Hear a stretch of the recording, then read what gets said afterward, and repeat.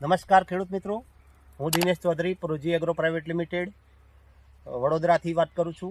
આજે હું પહોંચ્યો છું કુંભલમેર ગામે અને ગણેશભાઈ કરશનભાઈ પટેલ કે જે મોટા ખેડૂત છે અને તેમને અત્યારે આ ઘઉંના પાકની અંદર શું વાપર્યું અને એનું રિઝલ્ટ કેવું છે એમના મુખેથી સાંભળીએ. મેં શરૂઆતમાં ઘઉંની વાવણી વખતે ગોધન ગોલ્ડ એક બેગ અને પેલું ખોળનું મિક્સ કરી અને એમાં જે પૂંખી નાખ્યું હતું. પછી એના પછી ઘઉંનું વાવેતર કર્યું.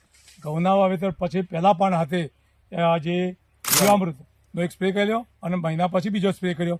એના લીધે મને આટલું એકદમ સારું રિઝલ્ટ દેખાય છે. તમારું નામ? મારું નામ ગણેશભાઈ કરશનભાઈ પટેલ, મુકામ કુંભલમેર, તાલુકો પાલનપુર, જિલ્લો બનાસકાંઠા. મારો ફોન નંબર 9974112521.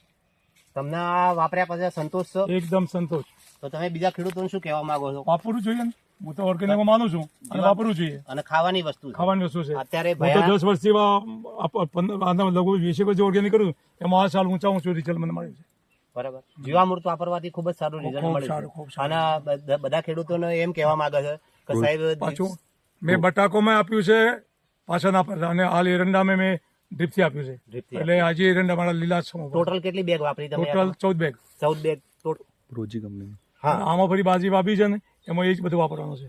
આમાં જો આપણે વાત કરીએ કે પ્રોજી એગ્રો પ્રાઇવેટ લિમિટેડ કંપનીનું IBNM એટલે તૈયાર જીવામૃત આવે છે, એ કાકાએ વાપર્યું છે અને એમને ખૂબ જ સારું રિઝલ્ટ મળ્યું છે. મગફળીમાં બાજીમાં પણ વાપરવાનું અને ઉનાળામાં મગફળી અને બાજરીમાં પણ વાપરવાના છે અને એમને ખૂબ જ સારું રિઝલ્ટ મળ્યું છે.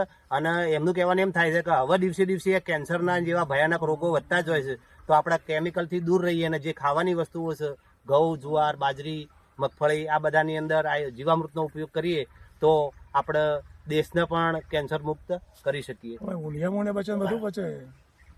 જય હિન્દ. જય હિન્દ.